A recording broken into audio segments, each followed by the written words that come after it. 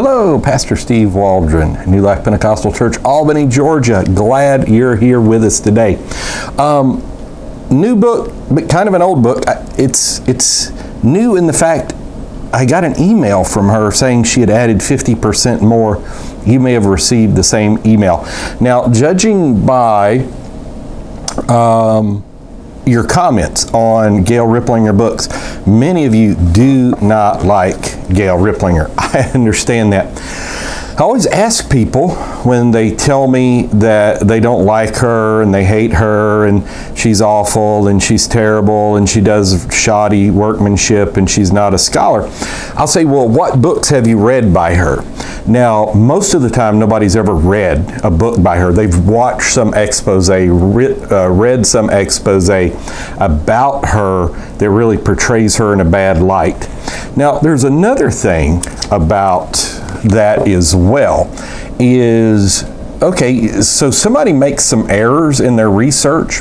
Let's say they make 300 points in a book and 7 or 8 of them are just totally invalid. Does that make the other 292 or 93 wrong? See, I don't think so. And do I care for her writing style? Not at all. It's juvenile. She jumps around. It's alliteration. It's all this kind of stuff. I've got a friend that does that too. That's okay. That's just who he is. That's who she is. But as far as the information, overwhelmingly, I have found her information is accurate and interesting and fascinating. And a lot of times it actually correlates with other books in academia. Now, I think that's another reason a lot of people don't like Gail Riplinger is because, they're reading like books from popular authors and, people trusted in evangelical scholarship. Most of her stuff would be coming from academic research. And that's college, that's Cambridge, that's different things.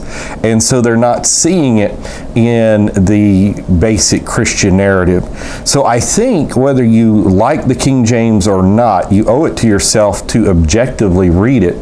And believe it or not, there have been a lot of people who have read her stuff who have changed their minds. Just like David Otis Fuller, he had that tract years ago about 5 Greek scholars, I think it was. I've done it. It's either 4 or 5. A review on the tract years ago, and that they didn't like his book, Which Bible, till they read it.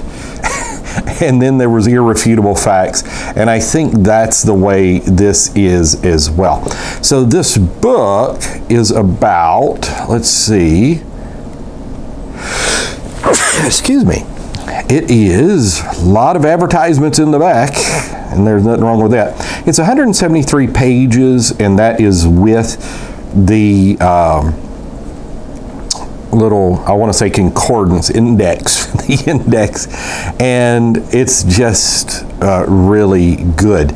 So I want to encourage you to get that. I think I've done a review maybe on the first edition of this book that did not have the 50% added.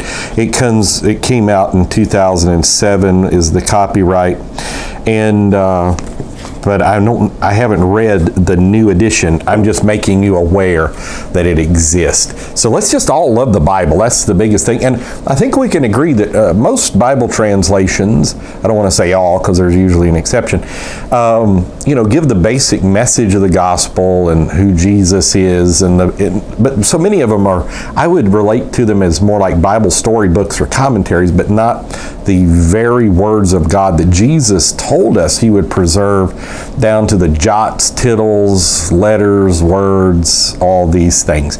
So this is Which Bible is God's Word by Gail Riplinger.